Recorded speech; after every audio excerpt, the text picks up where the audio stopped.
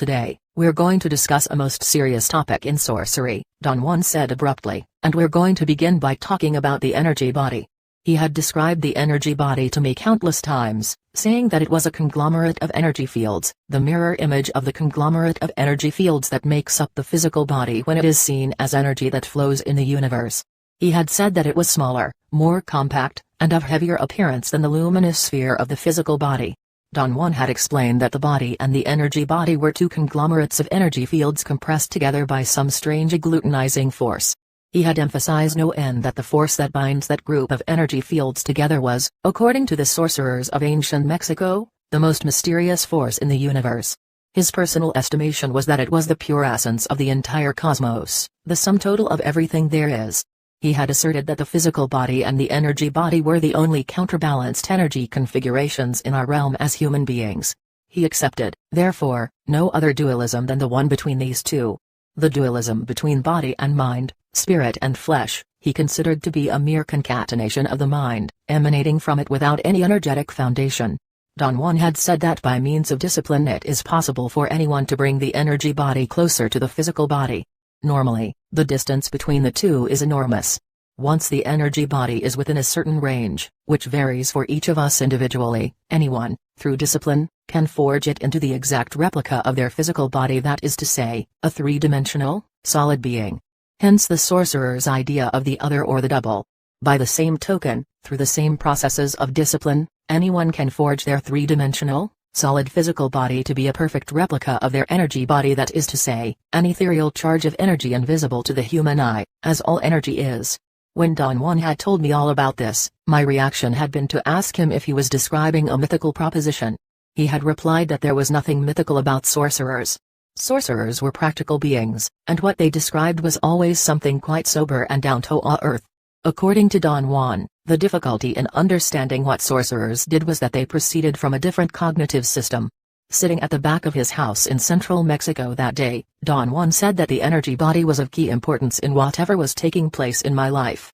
He saw that it was an energetic fact that my energy body, instead of moving away from me, as it normally happens, was approaching me with great speed. What does it mean, that it's approaching me, Don Juan? I asked. It means that something is going to knock the daylights out of you, he said, smiling. A tremendous degree of control is going to come into your life, but not your control, the energy body's control. Do you mean, Don Juan, that some outside force will control me? I asked. There are scores of outside forces controlling you at this moment, Don Juan replied. The control that I am referring to is something outside the domain of language. It is your control, and at the same time it is not. It cannot be classified, but it can certainly be experienced. And above all, it can certainly be manipulated. Remember this, it can be manipulated, to your total advantage, of course, which again, is not your advantage, but the energy body's advantage. However, the energy body is you, so we could go on forever like dogs biting their own tails, trying to describe this. Language is inadequate. All these experiences are beyond syntax. Darkness had descended very quickly, and the foliage of the trees that had been glowing green a little while before was now very dark and heavy. Don Juan said that if I paid close attention to the darkness of the foliage without focusing my eyes, but sort of looked at it from the corner of my eye, I would see a fleeting shadow crossing my field of vision. This is the appropriate time of day for doing what I am asking you to do, he said. It takes a moment to engage the necessary attention in you to do it. Don't stop until you catch that fleeting black shadow. I did see some strange fleeting black shadow projected on the foliage of the trees. It was either one shadow going back and forth or various fleeting shadows moving from left to right to left or straight up in the air. They looked like fat black fish to me, enormous fish. It was as if gigantic swordfish were flying in the air. I was engrossed in the sight. Then, finally, it scared me. It became too dark to see the foliage, yet I could still see the fleeting black shadows. What is it, Don Juan? I asked. I see fleeting black shadows all over the place. Ah, that's the universe at large, he said, incommensurable, non-linear, outside the realm of syntax. The sorcerers of ancient Mexico were the first ones to see those fleeting shadows, so they followed them around. They saw them as you're seeing them, and they saw them as energy that flows in the universe. And they did discover something transcendental.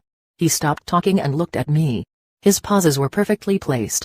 He always stopped talking when I was hanging by a thread. What did they discover, Don Juan? I asked. They discovered that we have a companion for life, he said, as clearly as he could. We have a predator that came from the depths of the cosmos and took over the rule of our lives. Human beings are its prisoners. The predator is our lord and master. It has rendered us docile, helpless. If we want to protest, it suppresses our protest. If we want to act independently, it demands that we don't do so. It was very dark around us, and that seemed to curtail any expression on my part. If it had been daylight, I would have laughed my head off. In the dark, I felt quite inhibited. It's pitch black around us, Don Juan said, but if you look out of the corner of your eye, you will still see fleeting shadows jumping all around you. He was right. I could still see them. Their movement made me dizzy. Don Juan turned on the light, and that seemed to dissipate everything. You have arrived, by your effort alone, to what the shamans of ancient Mexico called the topic of topics, Don Juan said. I have been beating around the bush all this time, insinuating to you that something is holding us prisoner. Indeed, we are held prisoner. This was an energetic fact for the sorcerers of ancient Mexico. Why has this predator taken over in the fashion that you're describing, Don Juan? I asked. There must be a logical explanation. There is an explanation, Don Juan replied, which is the simplest explanation in the world. They took over because we are food for them, and they squeeze us mercilessly because we are their sustenance. Just as we rear chickens in chicken coops, gallineros, the predators rear us in human coops, humaneros. Therefore, their food is always available to them. I felt that my head was shaking violently from side to side. I could not express my profound sense of unease and discontentment, but my body moved to bring it to the surface. I shook from head to toe without any volition on my part. No, no, no, no, I heard myself saying. This is absurd, Don Juan. What you're saying is something monstrous. It simply can't be true, for sorcerers or for average men, or for anyone. Why not? Don Juan asked calmly. Why not? Because it infuriates you? Yes, it infuriates me, I retorted. Those claims are monstrous.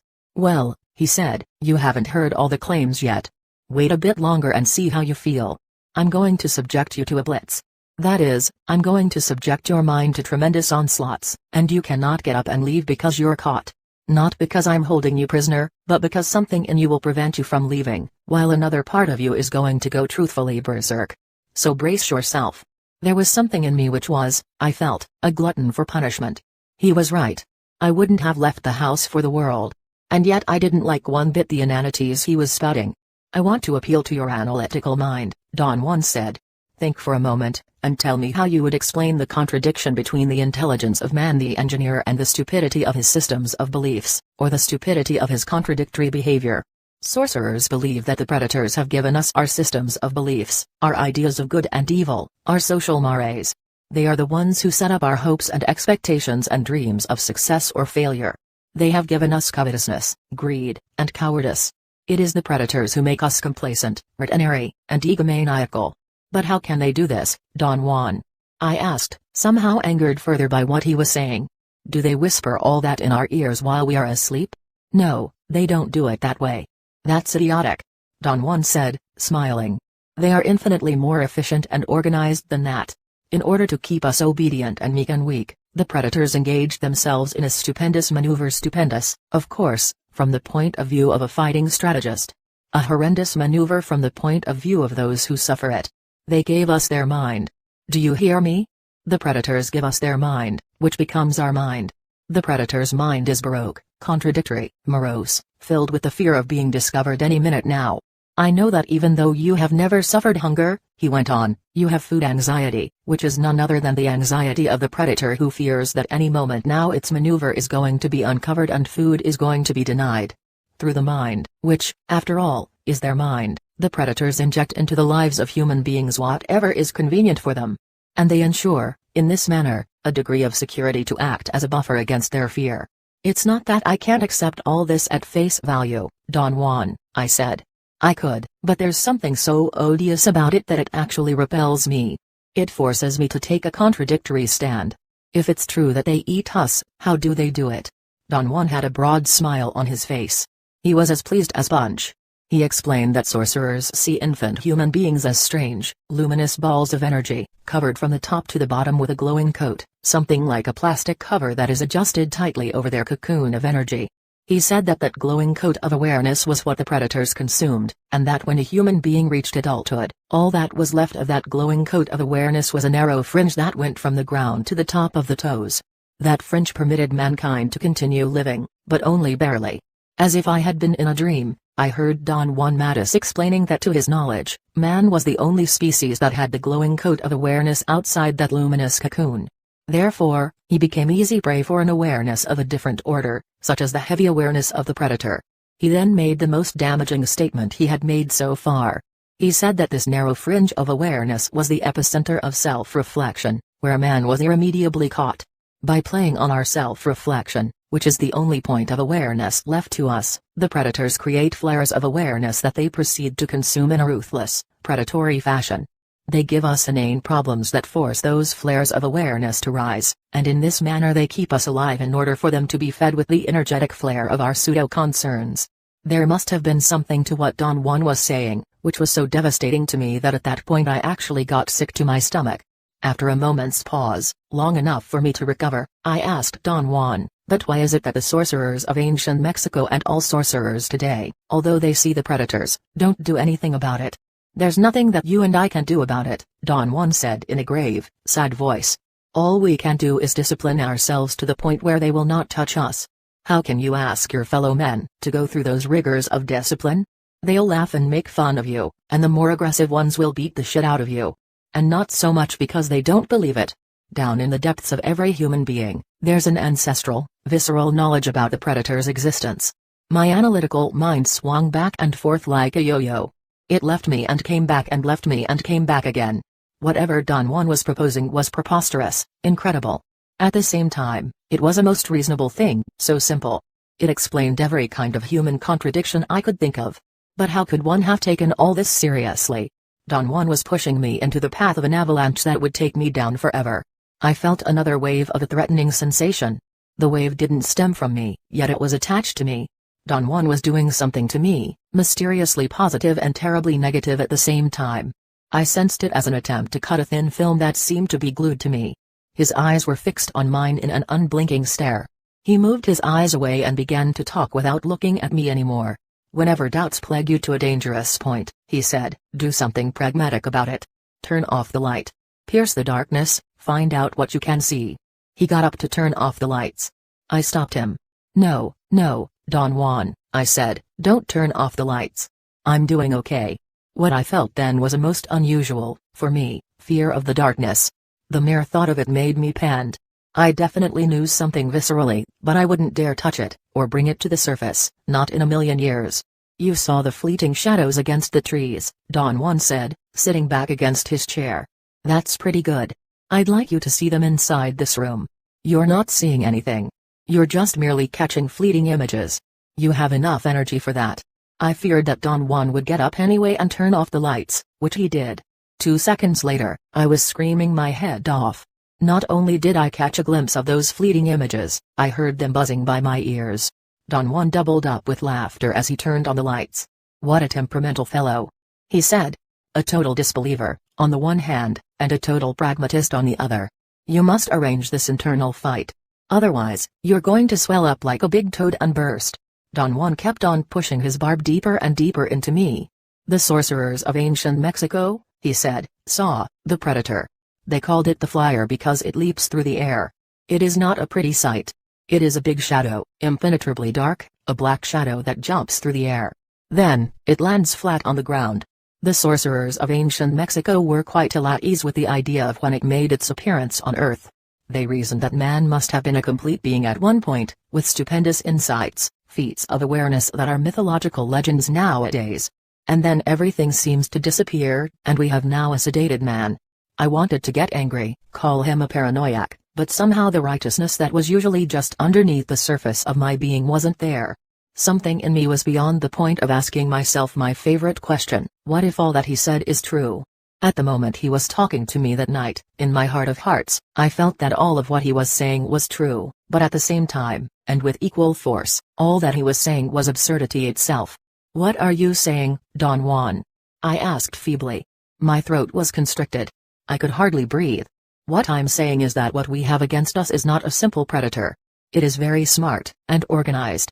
It follows a methodical system to render us useless. Man, the magical being that he is destined to be, is no longer magical. He's an average piece of meat. There are no more dreams for man but the dreams of an animal who is being raised to become a piece of meat, trite, conventional, imbecilic. Don Juan's words were eliciting a strange, bodily reaction in me comparable to the sensation of nausea. It was as if I were going to get sick to my stomach again. But the nausea was coming from the bottom of my being, from the marrow of my bones. I convulsed involuntarily. Don Juan shook me by the shoulders forcefully. I felt my neck wobbling back and forth under the impact of his grip. The maneuver calmed me down at once. I felt more in control.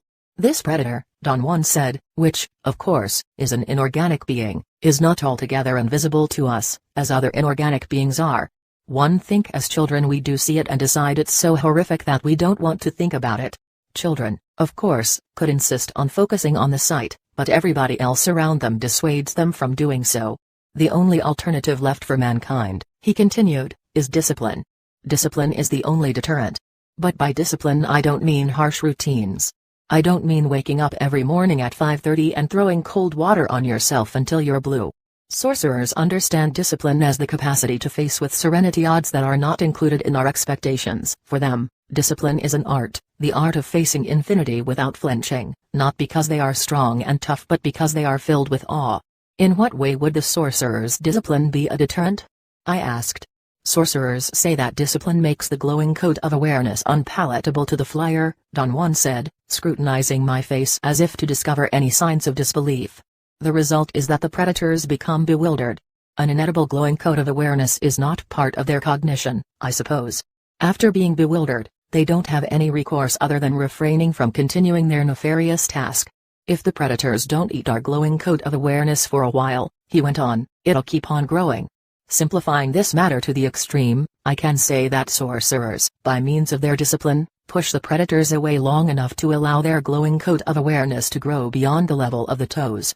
Once it goes beyond the level of the toes, it grows back to its natural size. The sorcerers of ancient Mexico used to say that the glowing coat of awareness is like a tree. If it is not pruned, it grows to its natural size and volume. As awareness reaches levels higher than the toes, tremendous maneuvers of perception become a matter of course. The grand trick of those sorcerers of ancient times, Don Juan continued, was to burden the flyer's mind with discipline. They found out that if they taxed the flyer's mind with inner silence, the foreign installation would flee, giving to any one of the practitioners involved in this maneuver the total certainty of the mind's foreign origin. The foreign installation comes back, I assure you, but not as strong, and a process begins in which the fleeing of the flyer's mind becomes routine, until one day it flees permanently. A sad day indeed. That's the day when you have to rely on your own devices, which are nearly zero. There's no one to tell you what to do. There's no mind of foreign origin to dictate the imbecilities you're accustomed to. My teacher, the Nagual Julian, used to warn all his disciples, Don Juan continued, that this was the toughest day in a sorcerer's life, for the real mind that belongs to us, the sum total of our experience, after a lifetime of domination has been rendered shy, insecure, and shifty. Personally, one would say that the real battle of sorcerers begins at that moment. The rest is merely preparation. I became genuinely agitated. One wanted to know more, and yet a strange feeling in me clamored for me to stop. It alluded to dark results and punishment, something like the wrath of God descending on me for tampering with something veiled by God himself. One made a supreme effort to allow my curiosity to win. What do you mean, I heard myself say, by taxing the flyer's mind? Discipline taxes the foreign mind no end, he replied. So, through their discipline, sorcerers vanquish the foreign installation. I was overwhelmed by his statements. I believed that Don Juan was either certifiably insane or that he was telling me something so awesome that it froze everything in me. I noticed, however, how quickly I rallied my energy to deny everything he had said. After an instant of panic, I began to laugh, as if Don Juan had told me a joke. I even heard myself saying, Don Juan, you're incorrigible. Don Juan seemed to understand everything I was experiencing. He shook his head from side to side and raised his eyes to the heavens in a gesture of mock despair. I am so incorrigible, he said, that I am going to give the flyer's mind, which you carry inside you, one more jolt. I am going to reveal to you one of the most extraordinary secrets of sorcery. I am going to describe to you a finding that took sorcerers thousands of years to verify and consolidate. He looked at me and smiled maliciously. The flyer's mind flees forever, he said, when a sorcerer succeeds in grabbing onto the vibrating force that holds us together as a conglomerate of energy fields. If a sorcerer maintains that pressure long enough, the flyer's mind flees in defeat. And that's exactly what you are going to do, hold on to the energy that binds you together. I had the most inexplicable reaction I could have imagined. Something in me actually shook, as if it had received a jolt. I entered into a state of unwarranted fear, which I immediately associated with my religious background. Don Juan looked at me from head to toe. "You are fearing the wrath of God, aren't you?" he said. "Rest assured, that's not your fear. It's the flyer's fear, because it knows that you will do exactly as I'm telling you." His words did not calm me at all. I felt worse. I was actually convulsing involuntarily, and I had no means to stop it. "Don't worry," Don Juan said calmly. "I know for a fact that those attacks wear off very quickly. The flyer's mind has no concentration whatsoever." After a moment, everything stopped, as Don Juan had predicted. To say again that I was bewildered is a euphemism. This was the first time ever, with Don Juan or alone, in my life that I didn't know whether I was coming or going. I wanted to get out of the chair and walk around, but I was deathly afraid. I was filled with rational assertions, and at the same time I was filled with an infantile fear. I began to breathe deeply as a cold perspiration covered my entire body. I had somehow unleashed on myself a most god-awful sight, black, fleeting shadows jumping all around me, wherever I turned. I closed my eyes and rested my head on the arm of the stuffed chair. "I don't know which way to turn, Don Juan," I said. "Tonight, you have really succeeded in getting me lost. You're being torn by an internal struggle," Don Juan said. "Down in the depths of you, you know that you are incapable of refusing the agreement that an indispensable part of you, your glowing coat of awareness, is going to serve as an incomprehensible source of nourishment to, naturally, incomprehensible entities. And another part of you will stand against this situation with all its might. The sorcerer's revolution," he continued, "is that they refuse to honor agreements in which they did not participate. Nobody ever asked me if I would consent to be eaten by beings of a different kind of awareness. My parents just brought me into this world to be food, like themselves, and that's the end of the story." Don Juan stood up from his chair and stretched his arms and legs. "We have been sitting here for hours. It's time to go into the house. I'm gonna eat. Do you want to eat with me?" I declined. My stomach was in an uproar. "I think you'd better go to sleep," he said. "The blitz has devastated you." I didn't need any further coaxing. I collapsed onto my bed and fell asleep like the dead. At home, as time went by, the idea of the flyers became one of the main fixations of my life. I got to the point where I felt that Don Juan was absolutely right about them. No matter how hard I tried, I couldn't discard his logic. The more I thought about it, and the more I talked to and observed myself and my fellow men, the more intense the conviction that something was rendering us incapable of any activity or any interaction or any thought that didn't have the self as its focal point. My concern, as well as the concern of everyone I knew or talked to, was the self. Since I couldn't find any explanation for such universal homogeneity, I believe that Don Juan's line of thought was the most appropriate way of elucidating the phenomenon. I went as deeply as I could into readings about myths and legends. In reading, I experienced something I had never felt before. Each of the books I read was an interpretation of myths and legends. In each one of those books, a homogeneous mind was palpable. The styles differed, but the drive behind the words was homogeneously the same. Even though the theme was something as abstract as myths and legends, the authors always managed to insert statements about themselves. The homogeneous drive behind every one of those books was not the stated theme of the book. Instead, it was self-service. I had never felt this before. I attributed my reaction to Don Juan's influence. The unavoidable question that I posed to myself was, is he influencing me to see this, or is there really a foreign mind dictating everything we do? I lapsed, perforce, into denial again, and I went insanely from denial to acceptance to denial. Something in me knew that whatever Don Juan was driving at was an energetic fact, but something equally important in me knew that all of that was guff. The end result of my internal struggle was a sense of foreboding, the sense of something imminently dangerous coming at me. I made extensive anthropological inquiries into the subject of the flyers in other cultures, but I couldn't find any references to them anywhere. Don Juan seemed to be the only source of information about this matter. The next time I saw him, I instantly jumped to talk about the flyers. "I have tried my best to be rational about this subject matter," I said, "but I can't. There are moments when I fully agree with you about the predators. Focus your attention on the fleeting shadows that you actually see, Don Juan said with a smile. I told Don Juan that those fleeting shadows were going to be the end of my rational life. I saw them everywhere. Since I had left his house, I was incapable of going to sleep in the dark. To sleep with the lights on did not bother me at all. The moment I turned the lights off, however, everything around me began to jump. I never saw complete figures or shapes. All I saw were fleeting black shadows. The flyer's mind has not left you, Don Juan said. It has been seriously injured. It's trying its best to rearrange its relationship with you. But something in you is severed forever. The flyer knows that. The real danger is that the flyer's mind may win by getting you tired and forcing you to quit by playing the contradiction between what it says and what I say. You see, the flyer's mind has no competitors, Don Juan continued. When it proposes something, it agrees with its own proposition, and it makes you believe that you've done something of worth. The flyer's mind will say to you that whatever Juan Mattis is telling you is pure nonsense, and then the same mind will agree with its own proposition. Yes, of course, it is nonsense, you will say. That's the way they overcome us. The flyers are an essential part of the universe, he went on, and they must be taken as what they really are: awesome, monstrous. They are the means by which the universe tests us. We are energetic probes created by the universe, he continued as if he were oblivious to my presence, and it's because we are possessors of energy that has awareness that we are the means by which the universe becomes aware of itself. The flyers are the implacable challengers.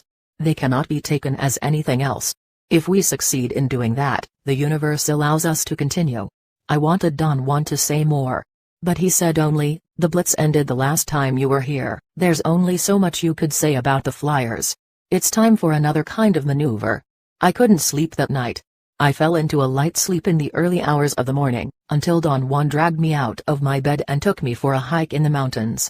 Where he lived, the configuration of the land was very different from that of the Sonoran Desert, but he told me not to indulge in comparison, that after walking for a quarter of a mile, every place in the world was just the same. Sightseeing is for people in cars, he said. They go at great speed without any effort on their part. Sightseeing is not for walkers. For instance, when you are riding in a car, you may see a gigantic mountain whose sight overwhelms you with its beauty. The sight of the same mountain will not overwhelm you in the same manner if you look at it while you're going on foot. It will overwhelm you in a different way, especially if you have to climb it or go around it. It was very hot that morning. We walked on a dry riverbed. One thing that this valley and the Sonoran Desert had in common was their millions of insects. The gnats and flies all around me were like dive bombers that aimed at my nostrils, eyes, and ears. Don Juan told me not to pay attention to their buzzing. Don't try to disperse them with your hand, he uttered in a firm tone. Intend him away. Set up an energy barrier around you. Be silent, and from your silence the barrier will be constructed. Nobody knows how this is done. It is one of those things that the old sorcerers called energetic facts. Shut off your internal dialogue. That's all it takes. I want to propose a weird idea to you, Don Juan went on as he kept walking ahead of me. I had to accelerate my steps to be closer to him so as not to miss anything he said. I have to stress that it's a weird idea that will find endless resistance in you, he said. I will tell you beforehand that you won't accept it easily. But the fact that it's weird should not be a deterrent. You are a social scientist. Therefore, your mind is always open to inquiry, isn't that so? Don Juan was shamelessly making fun of me. I knew it, but it didn't bother me. Perhaps due to the fact that he was walking so fast, and I had to make a tremendous effort to keep up with him, his sarcasm just sloughed off me, and instead of making me feisty, it made me laugh. My undivided attention was focused on what he was saying, and the insects either stopped bothering me because I had intended a barrier of energy around me or because I was so busy listening to Don Juan that I didn't care about their buzzing around me anymore. The weird idea, he said slowly, measuring the effect of his words, is that every human being on this earth seems to have exactly the same reactions, the same thoughts, the same feelings. They seem to respond in more or less the same way to the same stimuli. Those reactions seem to be sort of fogged up by the language they speak, but if we scrape that off, they are exactly the same reactions that besiege every human being on Earth. I would like you to become curious about this, as a social scientist, of course, and see if you could formally account for such homogeneity. Don Juan collected a series of plants. Some of them could hardly be seen. They seemed to be more in the realm of algae, moss. I held his bag open, and we didn't speak anymore. When he had enough plants, he headed back for his house, walking as fast as he could. He said that he wanted to clean and separate those plants and put them in a proper order before they dried up too much. I was deeply involved in thinking about the task he had delineated for me. I began by trying to review in my mind if I knew of any articles or papers written on this subject. I thought that I would have to research it, and I decided to begin my research by reading all the works available on national character. One got enthusiastic about the topic, in a haphazard way, and I really wanted to start for home right away, for I wanted to take his task to heart. But before we reached his house, Don Juan sat down on a high ledge overlooking the valley. He didn't say anything for a while. He was not out of breath. I couldn't conceive of why he had stopped to sit down. "The task of the day, for you," he said abruptly, in a foreboding tone, "is one of the most mysterious things of sorcery, something that goes beyond language, beyond explanations. We went for a hike today, we talked, because the mystery of sorcery must be cushioned in the mundane. It must stem from nothing, and go back again to nothing. That's the art of warrior travelers, to go through the eye of a needle unnoticed. So, brace yourself by propping your back against this rock wall, as far as possible from the edge. I will be by you, in case you faint or fall down." "What are you planning to do, Don Juan?" I asked, and my alarm was so patent that I noticed it and lowered my voice. "I want you to cross your legs and enter into inner silence," he said. "Let's say that you want to find out what articles you could look for to discredit or substantiate what I have asked you to do in your academic milieu. Enter into inner silence, but don't fall asleep. This is not a journey through the dark sea of awareness. This is seeing from inner silence." It was rather difficult for me to enter into inner silence without falling asleep. I fought a nearly invincible desire to fall asleep. I succeeded, and found myself looking at the bottom of the valley from an impenetrable darkness around me. And then, I saw something that chilled me to the marrow of my bones. I saw a gigantic shadow, perhaps 15 feet across, leaping in the air and then landing with a silent thud. I felt the thud in my bones, but I didn't hear it. "They are really heavy," Don Juan said in my ear. He was holding me by the left arm, as hard as he could. I saw something that looked like a mud shadow wiggle on the ground, and then take another gigantic leap, perhaps 50 feet long, and land again, with the same ominous silent thud. I fought not to lose my concentration. I was frightened beyond anything I could rationally use as a description. I kept my eyes fixed on the jumping shadow on the bottom of the valley. Then I heard a most peculiar buzzing, a mixture of the sound of flapping wings and the buzzing of a radio whose dial has not quite picked up the frequency of a radio station, and the thud that followed was something unforgettable. It shook Don Juan and me to the core. A gigantic black mud shadow had just landed by our feet. "Don't be frightened," Don Juan said imperiously. "Keep your inner silence and it will move away." I was shivering from head to toe. I had the clear knowledge that if I didn't keep my inner silence alive, the mud shadow would cover me up like a blanket and suffocate me. Without losing the darkness around me, I screamed at the top of my voice. Never had I been so angry, so utterly frustrated. The mud shadow took another leap, clearly to the bottom of the valley. I kept on screaming, shaking my legs. I wanted to shake off whatever might come to eat me. My state of nervousness was so intense that I lost track of time. Perhaps I fainted. When I came to my senses, I was lying in my bed in Don Juan's house. There was a towel, soaked in icy cold water, wrapped around my forehead. I was burning with fever. One of Don Juan's female cohorts rubbed my back, chest, and forehead with rubbing alcohol, but this did not relieve me. The heat I was experiencing came from within myself. It was wrath and impotence that generated it. Don Juan laughed as if what was happening to me was the funniest thing in the world. Peals of laughter came out of him in an endless barrage. "One would never have thought that you would take seeing a flyer so much to heart," he said. He took me by the hand and led me to the back of his house, where he dunked me in a huge tub of water, fully clothed, shoes, watch, everything. My watch, my watch." I screamed. Don Juan twisted with laughter. "You shouldn't wear a watch when you come to see me," he said. "Now you've fouled up your watch." I took off my watch and put it by the side of the tub. I remembered that it was waterproof and that nothing would happen to it. Being dunked in the tub helped me enormously. When Don Juan pulled me out of the freezing water, I had gained a degree of control. That sight is preposterous. I kept on repeating, unable to say anything else. The predator Don Juan had described was not something benevolent. It was enormously heavy, gross, indifferent. I felt its disregard for us. Doubtless, it had crushed us ages ago, making us, as Don Juan had said, weak, vulnerable, and docile.